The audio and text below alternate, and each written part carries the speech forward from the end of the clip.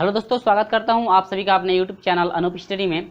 मेरे प्रिय छात्रों, आज जो है कि हम लोग शुरू करेंगे प्रश्न नंबर 31 से जो है कि लेकर के प्रश्न नंबर 40 तक के प्रश्नों का सॉल्यूशन कराया जाएगा और स्टेप बाय स्टेप जो है सभी प्रश्नों का मैं सॉल्यूशन भी कराऊंगा। और हाँ, जो ऑप्शनल होगा उसका आप टिक लगाएंगे, ठीक है। तो चलिए, यहाँ पर जो ऑप्शनल है उसका हम लोग टिक लगाते चलेंगे और जो आपको सोल्यूशन करने लायक रहेगा तो उसमें हम लोग सोल्यूशन करेंगे। इसमें सोल्यूशन करने लायक सिर्फ आपका एक ही प्रश्न है जो कि आपका हुआ है 39 नंबर का, ठीक है। तो उसमें ज़्यादा आपको समय लगेगा, स्टेप बाय स्टेप मैं उसको समझाऊंगा ताकि हर एक चीज़ें आपको अच्छी तरह समझ में आ जाए। ध्यान दीजिएगा, प्रश्न नंबर 31 से करिए कि सिल्वर सल्फेट के विलयन में कॉपर छीलन डाली जाती है, वह धीरे से घुलकर विलयन के रंग को नीला कर देती है, क्यों? आखिर में क्यों जो है वह घुलकर विलयन के रंग को नीला आपकी कर देते हैं। यहाँ पर ध्यान दीजिएगा, ऑप्शन 4 आपका दिया है कापर का Cu2+ में अवकरण हो रहा है। कापर जो है, कापर के सर पे आपका 2 यानी ऑक्सीकरण संख्या 2 मिल रही है, इसलिए हो रहा है। कापर का Cu पे 2 यानी कि कापर की ऑक्सीकरण संख्या 2 में ऑक्सीकरण हो रहा है, इसलिए यह कापर विलयन में चांदी विस्थापित करता है, इसलिए यह आपका एक जटिल यौगिक बन जाता है, इसलिए, ठीक है। 4 ऑप्शन आपको दिया गया है, तो ध्यान दीजिएगा। ये कह रहे हैं सिल्वर सल्फेट का मतलब यह हुआ कि Ag2SO4। ये आपका क्वेश्चन नंबर 31 है।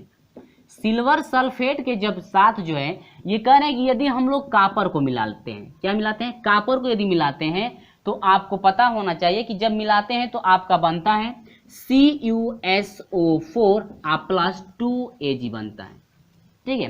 क्या बनता है? 2Ag। और ये आपका होता है नीला रंग। क्या होता है? नीला आपका रंग होता है। तो यही आपसे पूछ रहा है कि जो आपका घुलकर विलयन के जो रंग को नीला कर देता है, आखिर में कर देता है, क्यों? यहाँ पर जो आपका ये घुल रहा है, घुलने के बाद यहाँ पर जो विलयन आपका प्राप्त हो रहा है वह नीला रंग। कैसा प्राप्त हो रहा है? नीला जो है रंग कर देता है, यानी इस विलयन का जो है कि ये नीला रंग कर देता है। आखिर में क्यों कर देता है? यहाँ पर कापर का ऑक्सीकरण हो रहा है या अवकरण हो रहा है, या कि क्या हो रहा है कि ये जो है कि इस विलयन का रंग जो है कि यह नीला कर देता है। तो बस कुछ नहीं, ध्यान दीजिएगा, यहाँ पर कापर की ऑक्सीकरण संख्या कितनी है? 0 है ना। अब यहाँ पर हम लोग मिला लेते हैं कि इसमें कापर की ऑक्सीकरण संख्या कितनी है। तो मान लेते हैं कि CuSO4 में जो कापर की ऑक्सीकरण संख्या X है, और आपको ये पता होगा कि SO4 हम लोग पिछले वाले वीडियो में पढ़ चुके हैं कि SO4 की जो ऑक्सीकरण संख्या होती है आपकी -2 होती है, इक्वल टू 0। यहाँ से x - 2 इक्वल टू 0, तो x बराबर कितना हो जाएगा? 2। यानी कि जो कापर की यहाँ पर ऑक्सीकरण संख्या है यहाँ पर +2 हो रही है। तो जब +2 है तो यहाँ पर कापर आपका 0 है इस साइड, और जब ये आपका क्रिया कर रहा है तो ये आपका है 2+, यानी कि यहाँ पर ऑक्सीकरण संख्या बढ़ रही है। इस साइड 0 है, इस साइड 2 है, तो ऑक्सीकरण संख्या क्या हो रही है? बढ़ रही है। तो ऑक्सीकरण संख्या जब बढ़ रही है, इसलिए जो है कि आपका CuSO4 जो है आपका क्या हो जाता है? नीला रंग हो जाता है। तो यही आपसे पूछ रहा था कि सिल्वर सल्फेट विलयन में कापर छीलन डाली जाती है, वह धीरे से घुलकर विलयन के रंग को नीला कर देती है, क्यों? आखिर में जब धीरे से घुल जाता है तो ये जो आपका विलयन यहाँ पर बनना है नीला रंग, क्यों आपकी कर दे रहे हैं? इसलिए कर दे रहे हैं कि यहाँ पर जो है कापर की ऑक्सीकरण संख्या क्या हो रही है? बढ़ रही है, इसी के कारण। तो यहाँ पर आपका होगा ऑप्शन नंबर बी करेक्ट होगा। आप ही देख ही रहे होंगे कि ऑप्शन नंबर बी में हो दे रहा है। क्यों इसलिए हो जा रहा है? क्योंकि Cu पे कितना प्लस चार्ज है? 2, यानी कि उसकी ऑक्सीकरण संख्या क्या हो रही है? बढ़ रही है। ऑक्सीकरण संख्या क्या हो रही है? बढ़ रही है। और जब ऑक्सीकरण संख्या बढ़ती है तो उस समय क्या होता है? ऑक्सीकरण होता है। क्या होता है? ऑक्सीकरण आपका होता है। तो यहाँ पर ऑक्सीकरण संख्या बढ़ रही है, जब 0 है यहाँ पर क्या है? 2 हो जाती है, तो बढ़ रही है ना। अब बढ़ रही है तो क्या होता है? ऑक्सीकरण होता है। क्या होता है? ऑक्सीकरण आपका होता है। ऑक्सीकरण संख्या बढ़ रही है तो क्या होता है? ऑक्सीकरण होता है, ठीक है। यहाँ पर आपका ऑप्शन नंबर बी होगा, क्योंकि कापर पे 2+ चार्ज लग रहा है और यहाँ पर जो है आपकी ऑक्सीकरण संख्या बढ़ रही है, तो यहाँ पे ऑक्सीकरण आपका हो रहा है। यदि आपका घटता तो उस समय आपका क्या होता? अपचयन होता ना, लेकिन यहाँ पर घट नहीं रहा है, यहाँ पर क्या हो रहा है? बढ़ रहा है। तो ये आपका ऑप्शन नंबर बी करेक्ट होगा। Cu पे 2+ ऑक्सीकरण हो रहा है। समझ में आई बातें? तो उम्मीद होगी कि ये आपको अच्छी तरह समझ में आ गया होगा। चलिए, इसके बाद मैं बढ़ता हूँ प्रश्न नंबर 32 के तरफ, कि प्रश्न नंबर 32 का जो सॉल्यूशन है कैसे किया जाएगा, ठीक है। चलिए, और हाँ, इस वीडियो को एक बार लाइक कर दीजिएगा यदि वीडियो आपको अच्छा लगेगा। पूरा वीडियो देखिएगा, यदि अच्छा लगेगा तो ही आप जो है कि लाइक कीजिएगा। अब बढ़ते हैं हम लोग 32 नंबर के। तो चलिए यहाँ पर बात करते हैं प्रश्न नंबर 32 का। कह रहा है कि H20 है, यानी कि C12, यानी कि आपका दे रखा है C12 दे रखा है, C12 H22 और O आपका दिया है क्या 11, O क्या दिया है 11। अब इसमें ये कह रहा है कि इसमें जो है कार्बन की ऑक्सीकरण संख्या क्या होगी। कार्बन की आपसे पूछ रहा है क्या, ऑक्सीकरण संख्या पूछ रहा है कि कार्बन की जो ऑक्सीकरण संख्या है आपकी कितनी होगी। समझ में आई बातें? तो ध्यान दीजिएगा, यहां पर मान लेते हैं कार्बन की ऑक्सीकरण संख्या कितनी है x, मान लेते हैं कार्बन की ऑक्सीकरण संख्या x है, तो x गुणे कार्बन का गो है 12 गो, प्लस हाइड्रोजन की 1 होती है तो 1 गुणे आपका 22 हो जाएगा, क्योंकि 22 जो है कि हाइड्रोजन है यहाँ पे, प्लस ऑक्सीजन की होती है -2 और गुणे कितना हो जाएगा 11, क्योंकि 11 को जो है कि ऑक्सीजन है यहाँ पे। ठीक है, अब यहाँ पर हो जाएगा 12x हो जाएगा, प्लस यह हो जाएगा 22 हो जाएगा, -11 दूनी के 22 बराबर कितना हो जाएगा 0। समझ में आई बातें? अब यहाँ पर हो जाएगा, निकालेंगे तो यह हो जाएगा 12x, ये तो आपका कट गया ना, इक्वल टू कितना हो गया 0, तो x बराबर हो जाएगा 0/12। यानी कि जब 12 से हम लोग 0 में भाग देंगे तो क्या होगा 0 होगा। यहाँ पर कंडीशन जरा समझ लीजिएगा कि जब हम लोग यदि 12 में 0 से भाग देते हैं तो आपका इन्फिनिटी होगा। 0 से यदि 12 में भाग देंगे आप, 0 से यदि 12 में भाग देंगे तो आपका कितना होगा इन्फिनिटी होगा, और यदि 12 से यदि आप 0 में भाग देंगे तो आपका कितना होगा 0। ये कंडीशन आप लोग याद रखिएगा। ठीक है, तो यहाँ पर जो है कार्बन की ऑक्सीकरण संख्या, यही पूछ रहा था आपसे 32 नंबर में, कार्बन की ऑक्सीकरण संख्या। यहाँ पर आप लिख सकते हैं कि कार्बन की ऑक्सीकरण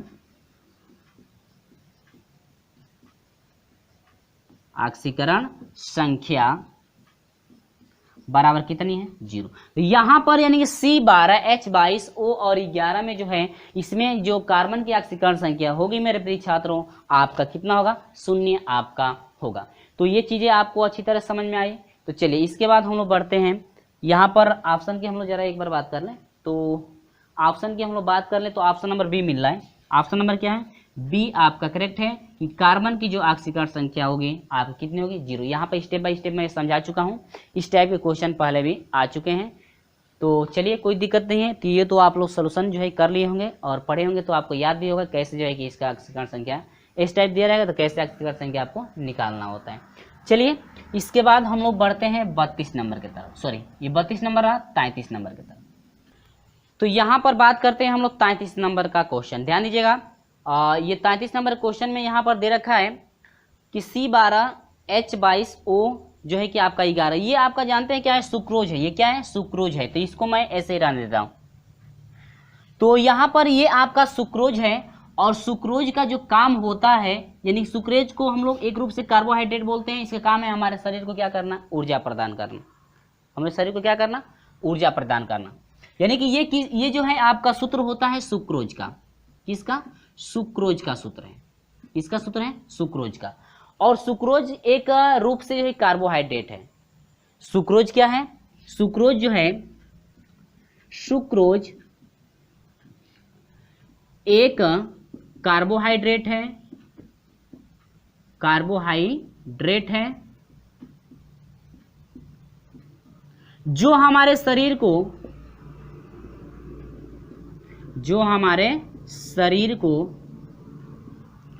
ऊर्जा प्रदान करता है, ऊर्जा प्रदान करता है। यानी कि जो आपका सुक्रोज होता है यह एक कार्बोहाइड्रेट, स्टार्च भी था, स्टार्च जो था वो भी आपका एक कार्बोहाइड्रेट था, जो हमारे शरीर को जो है कि वह एक ऊर्जा प्रदान करने का क्या करते हैं, काम करते हैं सुक्रोज। ठीक है, यानी कि यहाँ पर सुक्रोज जो है कि कार्बोहाइड्रेट काम करेगा, वहाँ पर स्टार्च जो है काम किया था, वो भी एक कार्बोहाइड्रेट था, जो वो भी जो स्टार्च है हमारे शरीर को जो है कि ऊर्जा प्रदान करता है। और यहाँ पर भी सुक्रोज जो है एक कार्बोहाइड्रेट है जो हमारे शरीर को जो है कि ऊर्जा प्रदान करता है। इसमें आपका क्या होता है, यहाँ पर एक हाइड्रोलिसिस, इसे क्या बोलते हैं, हाइड्रोलिसिस कराते हैं, यानी कि किसकी उपस्थिति में, H2O की उपस्थिति में। यहाँ पर जो H2O था ना, प्लस में आपका क्वेश्चन में दे रखा है, वह जो है क्रिया कराने के लिए, हाइड्रोलिसिस कराने के लिए यहाँ पर लिया जाता है H2O। क्या है, H2O, जो कि आपका जल है, आपको पता ही है।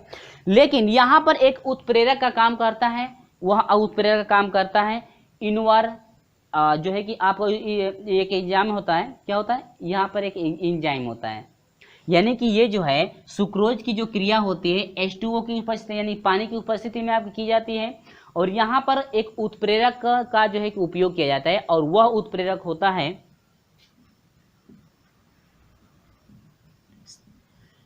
यह होता है इन्वर्टेस एंजाइम। क्या होता है, इन्वर्टेस जो है कि आपका एंजाइम होता है, इन्वर्टेस, ठीक है, एंजाइम आपका होता है जो यह काम करता है उत्प्रेरक का।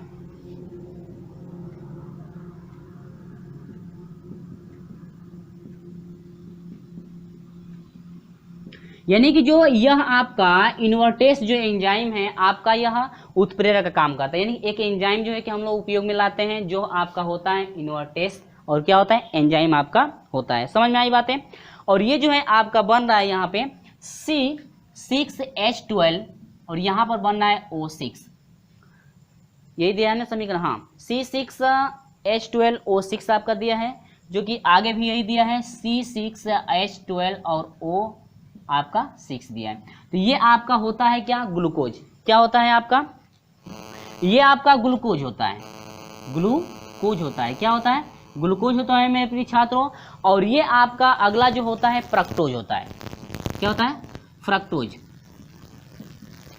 क्या होता है, फ्रक्टोज आपका होता है। ये आपका ग्लूकोज है और वो अगला वाला जो है दोनों आपका सेम ही है, लेकिन इससे हम लोग जो पहला है इसको हम लोग ग्लूकोज बोलते हैं, और इसी को जो दूसरा होता है उसको क्या बोलते हैं, फ्रक्टोज, यानी फ्रक्टोज बोलते हैं हम लोग, ठीक है।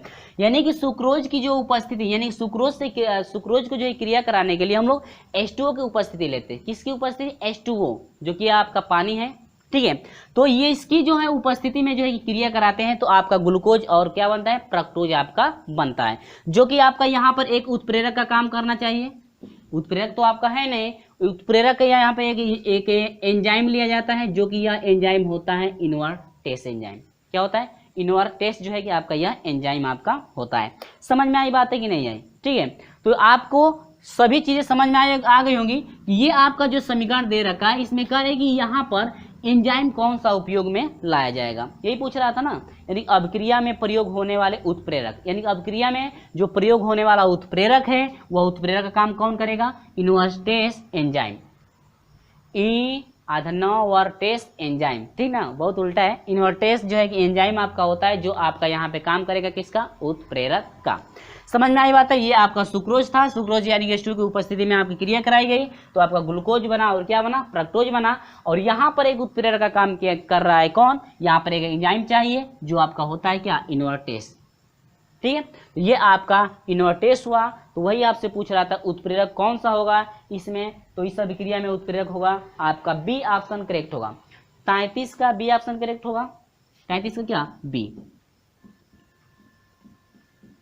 इन्वर्टेस, यही आपका ऑप्शन क्या होगा, करेक्ट आपका होगा। सारी चीजें जो है समझ में अच्छी तरह से आ गई हैं। चलिए इसके बाद हम लोग बढ़ते हैं 34 नंबर पे। तो ये चीजें आपको सभी स्टेप बाय स्टेप समझ में आ गई होगी, ठीक ना। चलिए तो बस आपसे पूछ रहा था कि कौन सा जो है उत्प्रेरक जो है कि उपयोग में लाया जाएगा, तो आप लोग ये समझ लिए। अब अगला बढ़ते हैं हम लोग। देखिए आगे दे रहा है कि 34 नंबर दे रहा है, किस पदार्थ से धन विद्युत भाग का कम होना कहलाता है। किसी पदार्थ से धन विद्युती भाग का कम होना कहलाता है। पहला दिया है उपचयन कहलाता है, दूसरा दिया है बी अपचयन कहलाता है, सी दिया है वियोजन कहलाता है, डी आपका दिया है संयोजन।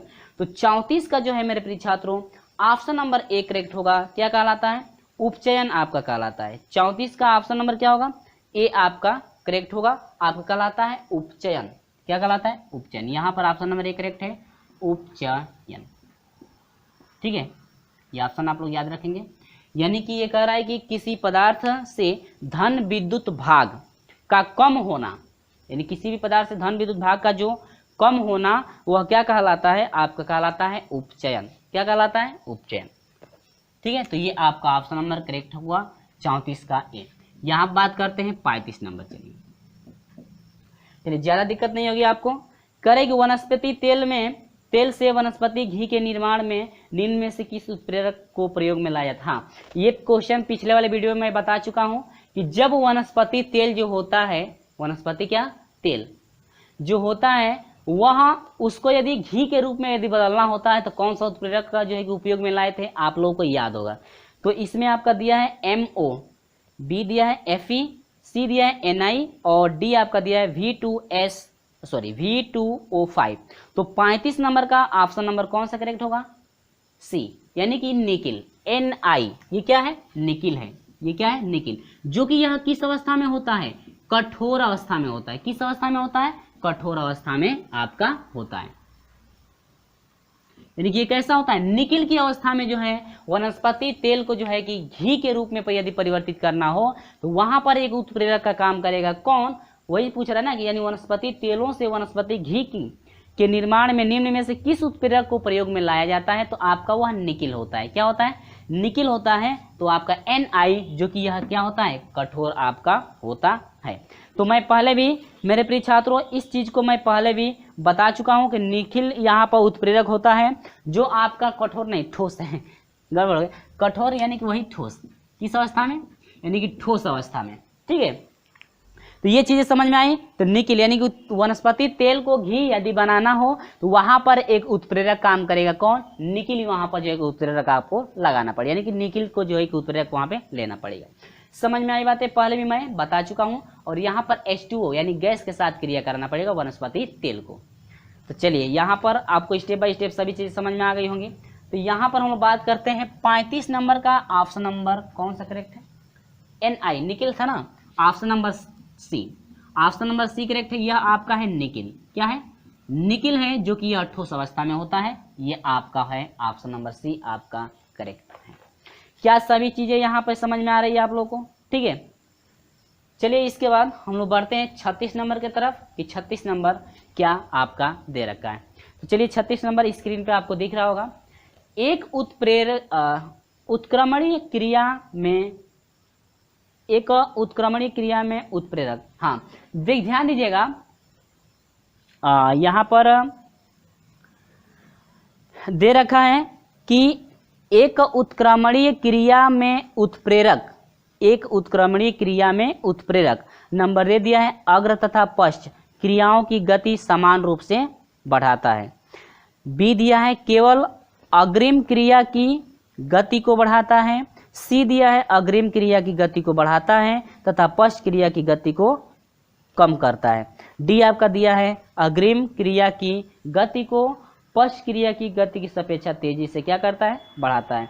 तो 36 का जो है ऑप्शन नंबर A करेक्ट होगा, यानी कि अग्र तथा पश्च क्रिया की गति समान रूप से बढ़ते। यहाँ पर हम लोग बात करते हैं उत्क्रमणीय अभिक्रिया की बात करें मेरे प्रिय छात्रों। तो उत्क्रमणीय अभिक्रिया में क्या होता है कि यदि कोई भी यौगिक है, यदि उस यौगिक को यदि गर्म करते हैं तो वह जो भी यौगिक प्राप्त हो रहा है उस यौगिक को यदि फिर ठंडा करेंगे तो वह पुनः अपनी अवस्था में आ जाएगा। समझ में आई बात है? जैसे एक एग्जाम्पल के तौर पे मैं ले रहा हूँ।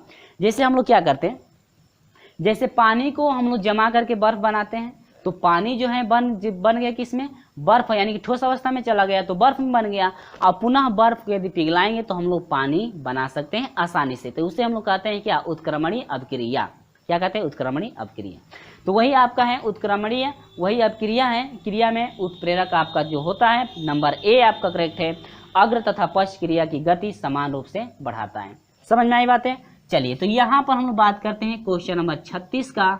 ऑप्शन नंबर A आपका करेक्ट, यानी कि अग्र जो है और पश्च जो है, यानी कि जो पदार्थ जो बन रहा है उसकी बात हो रही है। और जो बनने के बाद जो फिर उसको पुनः उस अवस्था में लाया जा सकता है उसकी बात। जो उत्प्रेरक होता है उसको समान रूप से क्या करता है? बढ़ाता है। ठीक है, तो ऑप्शन नंबर A करेक्ट होगा। अग्र तथा पश्च क्रिया की गति समान रूप से बढ़ाता है। कौन? यहाँ पर उत्प्रेरक। कौन बढ़ाता है भाई? उत्प्रेरक। चलिए, तो यहाँ पर ऑप्शन नंबर A आपका करेक्ट होगा 36 नंबर का। ठीक है, चलिए तो इसके बाद आगे बढ़ते हैं 37 नंबर में। दे रखा है रासायनिक अभिक्रिया में उत्प्रेरक। यहाँ पर बात करते हैं 37 नंबर। यहाँ पर 37 नंबर है रासायनिक अभिक्रिया में उत्प्रेरक।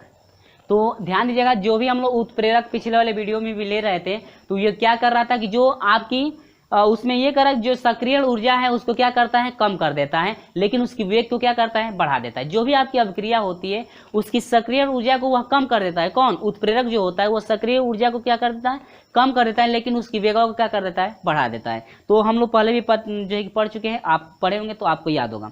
तो वही आपसे पूछ रहा है कि रासायनिक अभिक्रिया में उत्प्रेरक क्या करता है। रासायनिक अभिक्रिया में ये उत्प्रेरक ये करता है कि जो आपकी ऊर्जा है, सक्रिय जो ऊर्जा है उसको कम कर देता है तथा वेग को क्या करता है, बढ़ा देता है। तो ऑप्शन नंबर ये है, उत्पादों की मात्रा को परिवर्तित करता है। बी ऑप्शन है, सक्रिय ऊर्जा को कम करता है। तो सक्रिय ऊर्जा को क्या करता है, कम कर देता है तथा वेग को क्या करेगा, बढ़ा देगा। लेकिन यहाँ पर सक्रिय ऊर्जा को कम कर देता है, ये दिया है तो मिल रहा है ना एक, तो यही आपका ऑप्शन करेक्ट होगा। 37 का ऑप्शन नंबर क्या, बी। आगे दे रखा है, अग्र अभिक्रिया का डेल्टा एच मान कम कर देता है, अग्र अभिक्रिया का डेल्टा एच मान बढ़ा देता है। तो ऑप्शन नंबर बी करेक्ट होगा। यानी कि सक्रिय ऊर्जा को क्या करता है, कम करता है। सक्रिय ऊर्जा क्या करता है, कम कर देता है। कौन? उत्प्रेरक। और उसकी वेग को क्या करता है, बढ़ा देता है। यानी कि ऑप्शन नंबर बी करेक्ट होगा। सक्रिय ऊर्जा को क्या करता है, कम करता है। यानी कि 37 नंबर का ऑप्शन नंबर बी आपका करेक्ट। ठीक है, तो हम लोग पहले भी पढ़ चुके हैं, आप पढ़े होंगे तो वो आपको चीजें याद होंगी। तो चलिए इसके बाद हम लोग बढ़ते हैं 38 नंबर की तरफ। यहीं पर हम लोग ले लेते हैं क्वेश्चन नंबर 38 का भी। ठीक है, चलिए कोई दिक्कत नहीं, बहुत सिंपल ये क्वेश्चन है। दे रखा है H2O3 और इसके जो है कि -2 है। माइनस क्या है, 2। यानी कि H2O3 और यहाँ पर -2 आवेश है। कितने आवेश है इसमें, -2 आपके आवेश हैं। और ये कह रहे हैं S की ऑक्सीकरण संख्या। किसकी ऑक्सीकरण की कुछ संख्या पूछ रहे हैं, S की। तो बस कुछ नहीं करना है, H2 और यहाँ पर O3, यहाँ पर क्या दिया है, -2। यानी कि यहाँ पर ये दे रहा है कि इसके ऊपर जो है कि -2 आवेश आपके मौजूद हैं। तो जब यहाँ पर देखिए -2 आवेश पहले से दे रखा है, तो वह बराबर के बाद होगा। तो यहाँ पर हम लोग बात करते हैं, तो मान लेते हैं सल्फर की S की निकालनी है ना, तो मान लेते हैं X की ऑक्सीकरण संख्या X है, S की ऑक्सीकरण संख्या X है, गुणे 2 इसमें है, प्लस ऑक्सीजन का पता ही है कि -2 होता है, मल्टीप्लाई 3 है, इक्वल टू जो ये आपके क्या दिए हैं, यहाँ पर जो आवेश दिया है, आवेश को रखेंगे बराबर के बाद, क्योंकि आवेश पहले से दे रखा है। यदि आवेश नहीं देता तो बराबर 0 के हम लोग कर लेते, लेकिन इसके सर पे -2 आवेश आपका दे रखा है, तो आपका -2 हो जाएगा। समझ में आ रही बात है। चलिए ये हो जाएगा 2x -3 दूनी के 6 बराबर, यहाँ पर -2 है, तो ये हो जाएगा 2x -2 बराबर हो जाएगा -2 + 6। तो यहाँ पर 2x बराबर हो जाएगा मेरे प्रिय छात्रों 4, यहाँ पर 2 दूनी के 4, x बराबर कितना हुआ, 2। यानी कि S की जो ऑक्सीकरण संख्या है आपकी +2 हुई। कितने हुई मेरे प्रिय छात्रों, +2 आपकी हो गई S की ऑक्सीकरण संख्या। तो यही पूछ रहा था ना कि S की ऑक्सीकरण संख्या क्या है, तो 28 का ऑप्शन नंबर डी करेक्ट है, +2। ऑप्शन नंबर क्या है मेरे प्रिय छात्रों, डी करेक्ट है, +2। ये रहा आपका क्या आंसर। समझ में आई बात है। स्टेप बाय स्टेप सभी चीजें आपको समझ में आ गई होंगी। और हाँ, यहाँ पर ध्यान दीजिएगा, जो है कि 39 नंबर जो क्वेश्चन है बहुत ही टॉप है। आप इस क्वेश्चन को जरा ध्यान से आप समझिएगा, तभी आपको समझ में आएगा। और हाँ, इसको जो है कि आप लगातार देखिएगा, ताकि आपको स्टेप बाय स्टेप सभी चीज़ें समझ में आती रहे। तो चलिए हम लेकर चलते हैं आपको 39 नंबर प्रश्न की तरफ। ठीक है, चलिए देखते हैं 39 नंबर का क्वेश्चन। तो चलिए हम लोग 39 नंबर देखते हैं, जो कि आप इसे बहुत ही ध्यान से आप पढ़ेंगे। तो यहाँ पर दे रखा है CaCO3 तथा MgCO3, यानी कि ये है कैल्शियम कार्बोनेट। क्या है, CaCO3 ये आपका है कैल्शियम कार्बोनेट। क्या है, कैल्शियम कार्बोनेट है। और MgCO3 ये है मैग्नीशियम कार्बोनेट। के कह रहा है कि 1.84 ग्राम मिश्रण, यानी कि दोनों का ये मिश्रण हुआ है। कितने का मिश्रण हुआ है भाई, दोनों का ये मिश्रण यानी कैल्शियम जो है कार्बोनेट और मैग्नीशियम कार्बोनेट, दोनों का जो ये मिश्रण है आपका दे रखा है 1.84। क्या दे रखा है, 1.84 मिश्रण के दहन यानी गर्म करने के बाद जो है आपका 0.96 ग्राम अवशेष का स्थिर भार प्राप्त होता है। यानी शेष आपका 0.96 जो है कि आपका बच रहा है।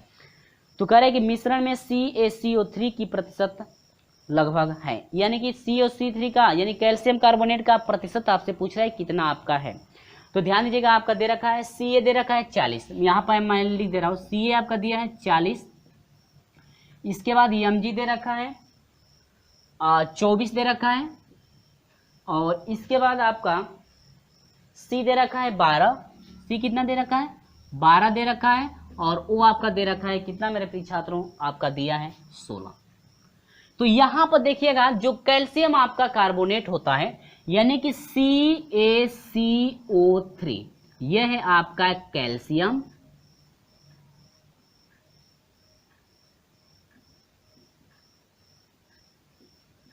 कार्बोनेट। ध्यान से देखिएगा, इसमें बहुत ज्यादा समय लगेगा।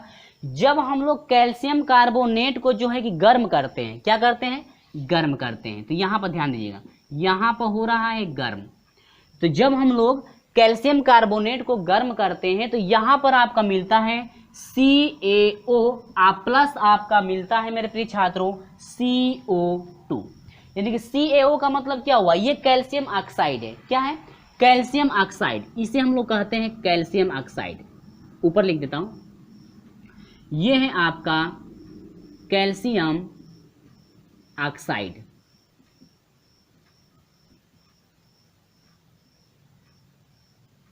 ठीक है, और कैल्शियम ऑक्साइड, और ये है आपका कार्बन डाइऑक्साइड।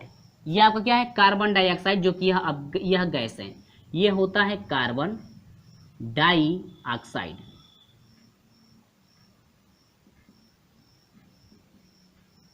ठीक है, तो ध्यान दीजिएगा, जब हम लोग कैल्शियम कार्बोनेट को गर्म करते हैं तो आपका बनता है कैल्शियम ऑक्साइड और मिलता है आपका कार्बन डाइऑक्साइड। यानी कैल्शियम ऑक्साइड मिलता है और कार्बन डाइऑक्साइड आपका मिलता है, जो कि ये आपका गैस है। और ये जो आपका गैस है तो ये तो आपका उड़ जाएगा, तो इसकी मात्रा आपकी बचेगी नहीं। कैल्शियम कार्बन डाइऑक्साइड तो जो है कि यह गैस क्या होगी, उड़ जाएगी, तो ये तो आपका बचेगा नहीं। अब ध्यान दीजिएगा, जब यहाँ पर कैल्शियम कितना था, ये 40 हो गया, प्लस C आपका दिया है 12 प्लस वो ऑक्सीजन 16 है, लेकिन 3 है 16 दिया 48, 8 2 10 को शून्य हासिल 1 4 1 5 5 4 9 1 10। जब आपका 100 ग्राम जो है कैल्शियम कार्बोनेट था तो ये तो आपका कार्बन डाइऑक्साइड तो ये तो गैस बन के उड़ गया, तो इसकी कोई जरूरत नहीं है अब, क्योंकि ये गैस बन के उड़ गया है। अब ये 100 ग्राम जब मात्रा थी कैल्शियम कार्बोनेट की, तो जो आपका शेष बचा हुआ है, आपका कितना बचा हुआ है, ध्यान दीजिएगा, 40 प्लस 16। ध्यान दीजिएगा, जब हम लोग का कैल्शियम कार्बोनेट 100 ग्राम का था तो उसको गर्म किया गया तो कितना बच रहा है, 56 ग्राम। 100 ग्राम पर कितना बच रहा है, 56 ग्राम बच रहा है ना। ये तो आपकी बात हो गई कैल्शियम कार्बोनेट की। लेकिन आपका मैग्नीशियम कार्बोनेट भी है, क्या है, मैग्नीशियम कार्बोनेट, यानी कि अब यहाँ पर मैग्नीशियम की बात करें, MgCO3, यानी कि ये है आपका मैग्नीशियम कार्बोनेट।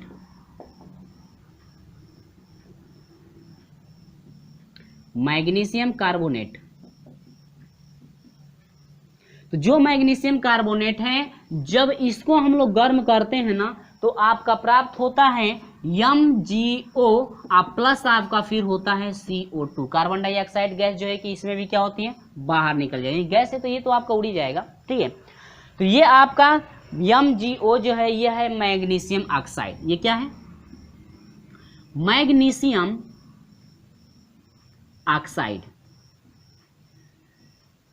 समझ में आ रही बात, यानी कि ये जो है आपका कार्बन डाइऑक्साइड तो गैस बन के उड़ जाएगी। कौन, जब मैग्नीशियम कार्बोनेट को हम लोग गर्म करते हैं तो मैग्नीशियम ऑक्साइड और आपका प्राप्त होता है कार्बन डाइऑक्साइड। तो ये जो है आपका गैस है तो ये तो उड़ जाएगा, तो ये उड़ जाएगा, तो इसमें बचेगा नहीं कुछ। और बात करते हैं कि मैग्नीशियम ऑक्साइड कितना बच रहा है, यानी कि जब मैग्नीशियम कार्बोनेट का ग्राम था, ध्यान दीजिएगा, मैग्नीशियम कार्बोनेट कितना ग्राम था, 24 प्लस C कार्बन कितना है 12 प्लस O कितना है 16 गुणे 3। यहाँ पर आपका टोटल आपका बच जाएगा कितना, टोटल आप जोड़ेंगे तो आपका हो जाएगा 84। कितना हो जाएगा, 84। ठीक है, मैं देख रहा हूँ कहीं जो कट ना गया हो, नहीं तो फिर आपको दिक्कत होगा समझाने में फिर। ठीक है, सही है, कटा नहीं है, ध्यान दीजिएगा, 84 हो गया। यहाँ पर बात करते हैं मैग्नीशियम ऑक्साइड का, तो Mg कितना है 24 प्लस O कितना है आपका 16, तो 6 4 10 हुआ, और यहाँ पर 2 और 1 3 40। समझ में आई बातें, यानी कि जब आपका मैग्नीशियम कार्बोनेट जो है आपका 84 ग्राम था, कितना ग्राम था, 84 ग्राम था, तो इसको गर्म करने के बाद प्राप्त हुआ मैग्नीशियम ऑक्साइड का ग्राम शेष बचा हुआ है 40 ग्राम। ठीक है। तो ये तो आपका कार्बन डाइऑक्साइड है, तो ये तो आपका गैस बन के उड़ गया। समझ में आ रही बात है ना। चलिए इसके बाद आगे क्या कर रहे हैं ध्यान दीजिएगा। ये चीजें आपको इतनी समझ में आई। अब इसके बाद मान लेते हैं कि जो आपका कैल्शियम कार्बोनेट था, आपकी मात्रा पता नहीं है अभी, दोनों तो मिश्रण हुआ है ना, दोनों जो मिश्रण हुआ है यानी कि आपका कैल्शियम कार्बोनेट और मैग्नीशियम कार्बोनेट का जो मिश्रण है आपका दे रखा है 1.84। ये आपका दोनों का क्या है मिश्रण, यानी कि इसका भी मिश्रण है और मैग्नीशियम कार्बोनेट का भी मिश्रण है। दोनों का मिश्रण ध्यान दीजिएगा 1.84 ग्राम है दोनों का मिश्रण। तो मान लेते हैं कि जो कैल्शियम कार्बोनेट हुआ है x ग्राम का है, माना CaCO3 बराबर क ग्राम x ग्राम। तो जब CaCO3 आपका जब x ग्राम मिल रहा है तो x ग्राम जब ये COC3 हो गया तो आपका शेष बचेगा मैग्नीशियम कार्बोनेट। तब आपका क्या MgCO3 जब आप निकालेंगे तो ये आपका मैग्नीशियम कार्बोनेट कितना बच जाएगा ध्यान दीजिएगा। अब आपका टोटल दोनों का आपका मिश्रण है 1.84 है। इसमें से कैल्शियम कार्बोनेट कैल्शियम जो है कार्बोनेट आपका x ग्राम है तो x ग्राम निकाल दीजिए। तो ये जो ग्राम बचेगा आपका शेष होगा मैग्नीशियम कार्बोनेट। ये अब किसका है मैग्नीशियम कार्बोनेट का है। और ये जो है आपका x ग्राम यह माना गया किसका कैल्शियम कार्बोनेट का। समझ रहे में आ रही बातें ना ये, ठीक है। चलिए अब यहाँ पर क्या करना है ध्यान दीजिएगा। सब कुछ पता हो गया, यानी कि कैल्शियम कार्बोनेट मान लेते हैं x ग्राम है तो मैग्नीशियम कार्बोनेट इतना ग्राम आपका बच गया। अब यहाँ पर ध्यान दीजिएगा, यहाँ पर ध्यान देने वाली पॉइंट है। यहाँ पर देखिएगा जब आपका 100 ग्राम था, क्या था 100 ग्राम, जब आपका CaCO3 था CO3, जब 100 ग्राम 100 ग्राम कैल्शियम कार्बोनेट था तो 100 ग्राम पर कैल्शियम कार्बोनेट कितना मिल रहा था 56 ग्राम। ध्यान दीजिएगा इसमें सोचने वाली बात है, आप मैथ पढ़ते हैं ना, मैथ पढ़ते हैं तो मैथ टाइप का इसमें भी है। जब आपका जो कैल्शियम कार्बोनेट था जब 100 ग्राम था तो उसको गर्म करने के बाद 56 ग्राम बच रहा था। क ग्राम बच रहा था 56 ग्राम बच रहा था। आज जब आपका x ग्राम रहेगा तब उसको गर्म यानी कि CaCO3 जब x ग्राम होगा तब कितना हो जाएगा। ध्यान दीजिएगा मैथ पढ़े हैं ना, मैथ पढ़े हैं तो आपको ये पता होना चाहिए कैसे हल होता है। पेन का निकालते हैं ना, जैसे 5 पेन का मूल्य इतना है तो 1 पेन का मूल्य कितना होगा, 10 पेन का मूल्य 50 पेन का मूल्य कितना होगा, तो ऐसे आप निकालते हैं ना, वैसे ये यानी कि जब 100 ग्राम कैल्शियम कार्बोनेट था तो उसको गर्म करने के बाद 56 ग्राम बचा। आज जब x ग्राम कैल्शियम कार्बोनेट रहेगा तो कितना तब होगा 100 ग्राम पर 56 था तो x ग्राम पर हो जाएगा 56/100 गुणे कितना x। बोलिए समझ में आई बातें। अब जब इसको आप भाग देंगे ना तो टोटल आपका भाग आएगा 0.56x, ठीक ना। यदि उतना ग्राम आपका बचेगा, x ग्राम जब कैल्शियम कार्बोनेट होगा तो उतना आपका होगा x ग्राम पर, ठीक है। तो ये तो 100 ग्राम पर उतना था तो x ग्राम पर उतना हो गया। अब यहाँ पर जिस तरह से आप कैल्शियम कार्बोनेट का x वाले पे निकाले हैं वैसे ही मैग्नीशियम कार्बोनेट, तो जिस तरह से आपका x ग्राम पर निकाला गया है वही जो है मैग्नीशियम कार्बोनेट को यानी कि इतने ग्राम पर निकाला जाएगा। देखते हैं कितना आपका बच रहा है। तो शेष देखिए ये हीटिंग करने के बाद बचा हुआ है, क्या करने के बाद हीट करने के बाद, यानी x ग्राम को जब गर्म किया जा रहा है तो उतना ग्राम बच रहा है, ठीक ना। और जब उसी तरह से इतने ग्राम को गर्म किया जाएगा तो जितना आएगा वो होगा। और टोटल का योग जो है आपका दे रखा है, यानी गर्म करने के बाद टोटल बच रहा है 0.96। तो टोटल का योग जो है कि 0.96 के बराबर होगा। और फाइंड करेंगे हम लोग x का क्या मान। समझ में आई बातें। चलिए ध्यान दीजिएगा। तो यहाँ पर अब निकालते हैं इतने पर, यानी कि जब आपका कितना ग्राम था, ये जब आपका 84 ग्राम था तो गर्म करने के बाद क ग्राम बचा 40 ग्राम। तो यहाँ पर फिर आप लेंगे, इसलिए कर लीजिए, ठीक है। इसलिए 84 ग्राम पर MgCO3 की मात्रा ऐसे आप लिख लीजिएगा, ठीक है। यानी 84 ग्राम पर MgCO3 की मात्रा आपकी कितनी बच रही थी, ध्यान दीजिएगा। आपका यहाँ पर आया है यहाँ पर 84 ग्राम पर मात्रा कितना बच रहा था 40 ग्राम। कितना ग्राम 40 ग्राम बच रहा था। तो जब आपका 84 ग्राम मात्रा था तो C यानी मैग्नीशियम जो कार्बोनेट था जब गर्म किया जा रहा था 84 ग्राम मात्रा को तो आपका 40 ग्राम बच रहा था। इसलिए जब इतना ग्राम मात्रा रहेगा ना, यानी 1.84 माइनस x ग्राम जब मात्रा रहेगा तो उतने पर इसको जब गर्म किया जाएगा तो कितना बचेगा, ध्यान दीजिएगा। गर्म करने पर बच रहा है, ये आप ध्यान रखिएगा, ठीक ना। अब बचेगा आपका हो जाएगा 40 बटा में कितना, 84, और कोष्टक में हो जाएगा 1.84 माइनस क्या, x ग्राम, उतना ग्राम बच गया। अब ये बताइए x ग्राम था तो उतना ग्राम बच रहा था गर्म करने के बाद, अब ये जो है इतना ग्राम है तो उतना ग्राम बच रहा था, और दोनों का जो योग है, दोनों का योग यानी कि गर्म करने का, दोनों का तो मिश्रण गर्म हो रहा था ना, और दोनों का मिश्रण गर्म करने के बाद बच रहा था 0.96, कितना ग्राम, 0.96 ग्राम बच रहा था। यही आपको क्वेश्चन में दिया है, 0.96 ग्राम जो है कि अवशेष बच रहा है, ठीक है। तो अब इनका योग और इनका योग, टोटल योग जो है कि आपका हो जाएगा 0.96 के बराबर। यहाँ पर कुल अवशेष जो है आपका रह जाएगा, कुल अवशेष,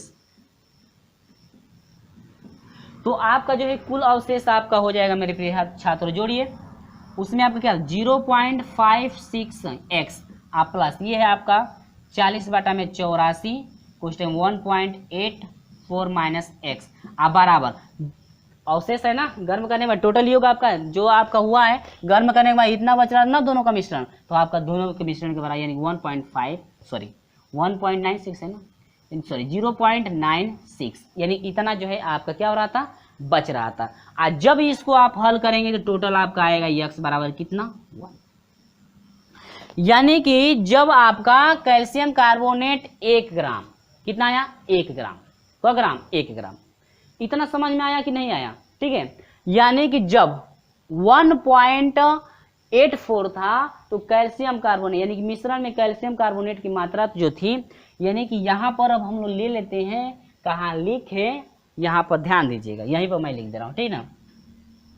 यानी कि 1.84 ये तो टोटल दोनों का मिश्रण है ना, और दोनों के मिश्रण में से कैल्शियम कार्बोनेट का जो मात्रा है आपकी 1 ग्राम आई, कितना ग्राम 1 ग्राम, यानी इतने ग्राम क्या, इतने ग्राम मिश्रण में CaCO3 की मात्रा कितना आया बराबर 1। अब ये बताइए इतने ग्राम मात्रा में CaCO3 की मात्रा 1 ग्राम है, 1.84 ग्राम जब मिश्रण था तो इसमें जो है इसमें जो है कैल्शियम कार्बोनेट की जो मात्रा है 1 ग्राम प्राप्त की गई। तो इसलिए यदि मान लीजिए 100 ग्राम की यदि जब मात्रा रहेगी तो आपका हो जाएगा 1 अपान हो जाएगा 1.84 मल्टीप्लाई 100, हमेशा इसमें किस पे निकलता है 100 पे निकलता है, तो बराबर यह हो जाएगा। टोटल आप सॉल्यूशन करेंगे भाग देंगे तो आपका हो जाएगा 54.34%, ठीक ना, क्योंकि प्रतिशतता पूछा है ना तो हमेशा किस पे निकालेंगे 100 पे निकालेंगे। तो जब 1.84 ग्राम का मिश्रण था तो कैल्शियम कार्बोनेट 1 ग्राम मिला, इसलिए 100 पर यदि हम लोग निकालते हैं तो आपका हो जाएगा 1 बटा में 1.84 मल्टीप्लाई 100, क्योंकि प्रतिशतता है, यहाँ पर आपका हो जाएगा 54.34। समझ में आई बातें। तो ये रहा टोटल आपका महाभारत रहा 54.35%, ये आपका क्या फाइंड हुआ आंसर। समझ में आई बातें। तो आपके 4 ऑप्शन दिए गए थे, चारों ऑप्शन में से जो है कि ऑप्शन नंबर कौन सा करेक्ट है, बी आपका करेक्ट है। तो मेरे प्रिय छात्रों ये आपका बहुत ज़्यादा प्रोसेस आपका हुआ और समझाना मुझे पड़ा, इसलिए जो है कि आपको इतना बताना पड़ा। तो स्टेप बाय स्टेप आप इस चीज़ को रिपीट कीजिएगा, लगाइएगा, 2-3 बार लगाएंगे तो आपको पता चल जाएगा कि हाँ क्या हो रहा है, यदि आप ध्यान से मन से सॉल्यूशन करेंगे तो, ठीक है। चलिए तो ये इसका जो है ऑप्शन नंबर बी करेक्ट रहा प्रश्न नंबर 39 का। इसके बाद हम लेकर चलते हैं ऑप्शनल है प्रश्न नंबर 40। तो देखिए प्रश्न नंबर 40 जो है ऑप्शनल है, सिर्फ ऑप्शनल जो है कि आपको ट्रिक करना है। तो चलिए यहाँ पर हम लोग देख लेते हैं यहीं पे प्रश्न नंबर 40, क्वेश्चन नंबर 40 क्या है ध्यान दीजिएगा। तो चलिए दोस्तों प्रश्न नंबर 40 देखते हैं, जो कि लास्ट क्वेश्चन है और सिर्फ आपका ऑप्शनल है, इसमें सोल्यूशन नहीं कर रहे हैं, घबराइएगा मत कि ये भी जो है कितना बड़ा सोल्यूशन है, सोल्यूशन इसमें नहीं करना है, ऑप्शनल आपको टिक करना है। तो कह रहे दूध से दही में परिवर्तन निम्न में से किस एंजाइम के कारण होता है। दूध से जब दही बनता है तो उसमें कौन सा एंजाइम आपका प्रयोग किया जाता है, वही आपको बताना है। ऑप्शन नंबर ए दिया है लैक्टेस एंजाइम, और डी दिया है डास्टेस एंजाइम, और सी दिया है इन्वर्टेज एंजाइम, और डी दिया है पेटिसन एंजाइम। क्या है? Petition enzyme. तो 40 नंबर का ऑप्शन नंबर जो है कि ए करेक्ट है। क्या है? ए करेक्ट है। ऑप्शन नंबर क्या है? ए आपका करेक्ट है। आपका है लैक्टेस एंजाइम। क्या है? Lactase enzyme. लैक्टेस एंजाइम ये कौन सा एंजाइम है? लैक्टेस जो है आपका एंजाइम है, लैक्टेस एंजाइम है जो कि आपका दूध को जो है कि दही में परिवर्तन करने का काम करता है। कौन सा एंजाइम? लैक्टेस एंजाइम आपका होता है। आपसे पूछ दिया जाए ये बताइए लैक्टेस एंजाइम का प्रयोग क्या है, यानी कि दूध से जो है कि दही बनाने में आपका एंजाइम जो है आपका लैक्टेस एंजाइम आपका होता है, जो दूध को जो है कि दही में क्या करता है? परिवर्तित करता है। समझ में आई बातें?